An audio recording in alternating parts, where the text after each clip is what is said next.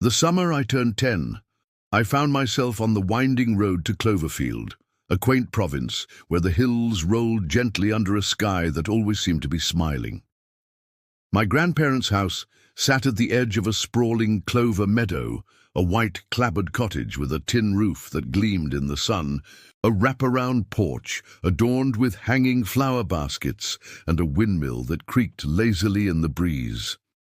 That summer was a symphony of laughter, a collection of echoes that would resonate in my heart for years to come. Each day, a new note in the melody of childhood. We arrived on a bright July morning, the car crunching over the gravel driveway as I spotted Grandma waving from the porch, her apron tied tight, her gray curls bouncing as she moved. "My little explorer," she called, her voice as warm as the sunlight, pulling me into a hug that smelled of lemon and sugar. Grandpa was in the yard tinkering with an old bicycle, his flannel shirt rolled up to his elbows. "Got something for you to ride this summer," he said, his eyes twinkling as he patted the bike's handlebars. I grinned, already imagining the wind in my hair as I pedaled through the meadow. The cottage was a cozy haven, its walls lined with shelves of books and jars of preserves, the living room filled with the scent of cedar from the fireplace. A quilted throw lay over the sofa, its colors faded but soft, and a grandfather clock ticked steadily in the corner. That first evening, after my parents drove off, Grandma served a dinner of roast chicken and mashed potatoes, the table set with her best china. "We're celebrating your arrival," she said, passing me a roll still warm from the oven.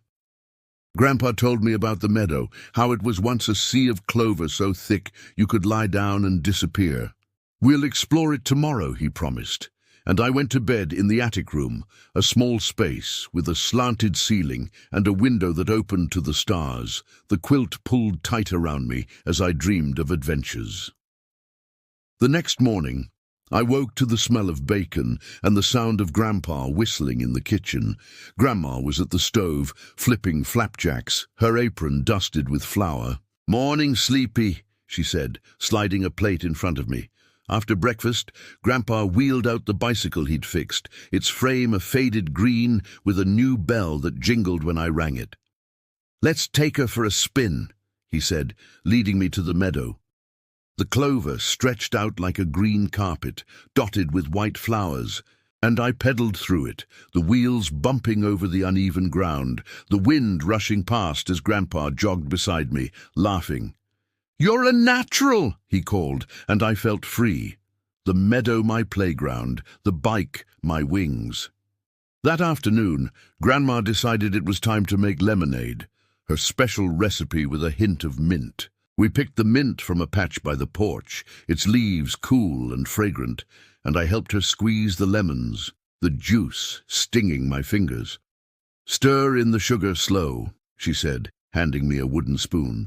The kitchen filled with the bright scent of citrus, and we poured the lemonade into a glass pitcher, the ice clinking as it settled. We took it to the porch, where Grandpa joined us, his boots dusty from the meadow. "Best batch yet," he said, taking a long sip, and I beamed, feeling like I'd contributed to something special. The next day we met Mrs. Carter, a neighbor who lived across the meadow in a yellow house with a rooster weather vane on the roof. She was a plump woman, with a laugh that echoed like a bell, her hands always busy with a knitting needle or a basket of eggs. "Brought you some fresh ones," she said, handing Grandma a dozen eggs, their shells speckled brown. She turned to me, her eyes bright. "I've got a pony you might like to ride." Her pony, a small chestnut mare named Clover, was in a paddock behind her house, her mane tangled with bits of grass. Mrs. Carter showed me how to brush her, the bristles smoothing her coat, and helped me onto a saddle that creaked under my weight. Clover trotted slowly around the paddock, her hooves thudding softly, and I held the reins tight, my heart racing with a mix of fear and excitement. "You're a born rider," Mrs. Carter said, and I spent the afternoon with Clover, feeling like a cowboy in a storybook. One evening, Grandpa took me to the windmill, its blades turning slowly in the dusk. "It's been here since my granddad's time," he said. showing me the gears inside, their metal rusted but still moving. We climbed to the top, a small platform with a view of the whole province, the meadow stretching green, the hills rising in the distance, the sky streaked with pink and gold. "This is where I used to dream," Grandpa said, his voice soft. "You can see the world from up here." I sat beside him, my legs dangling, and watched the sun set, the windmill creaking beneath us, the moment etching itself into my memory. A few days later, we went to the Cloverfield Harvest Fair, a bustling event in the town square. Booths lined the streets, selling everything from homemade fudge to carved wooden toys, and the air was filled with the sound of laughter and a banjo playing somewhere in the distance. Grandma entered her peach preserves in a contest, winning a blue ribbon that she pinned to her apron with pride. I wandered with a dime Grandpa gave me, trying my luck at a dart game and winning a small stuffed rabbit. I met Ellie, a girl with pigtails and a freckled nose, who was selling wildflower crowns with her mom. "This one's for you," she said, placing a crown of daisies on my head, and we ran off to watch a sheep shearing contest, giggling as the wool flew. Later, Grandpa and I joined a sack race, hopping across the square, my sides aching from laughter as we tumbled over the finish line. One morning, Grandma decided it was time to teach me how to make her famous peach pie. The kitchen became a flurry of activity, the counter dusted with flour as we peeled peaches, their juice dripping down my hands. "The secret's in the crust," she said, showing me how to roll the dough thin, her hands guiding mine. We crimped the edges with a fork, and I sprinkled sugar over the top, the pie golden and bubbling when it came out of the oven. We shared it on the porch that evening, the taste of summer in every bite, and Grandpa declared it the best pie he'd ever had, even better than Grandma's. "You're a baker now," she said, her smile wide, and I felt a swell of pride. Another day, Grandpa took me fishing at the river that ran through the hills, its water clear and swift. He showed me how to bait the hook with a worm, his fingers steady as he tied the knot. "Patience is key," he said, casting his line. We sat on the bank, the grass soft beneath us, and waited, the sun warm on our faces. My line tugged after a while, and I reeled in a small trout, its scales glinting silver. "First catch of the day!" Grandpa cheered, helping me unhook it before we tossed it back. We spent the afternoon there, catching a few more fish, the river's song a constant hum, the hills around us glowing in the light. One afternoon, Ellie came by with her mom, a basket of wildflowers in hand. "Thought we'd make a bouquet for your grandma," she said, and we sat on the porch, weaving daisies and clover into a bundle, their stems tied with a ribbon. Ellie told me about the secret fort she'd found in the woods, a hollowed-out tree big enough to sit in.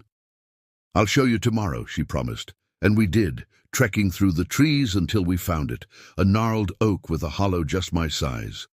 We sat inside, the bark rough against my back, and pretended it was a castle, the woods our kingdom, the birds our royal guards.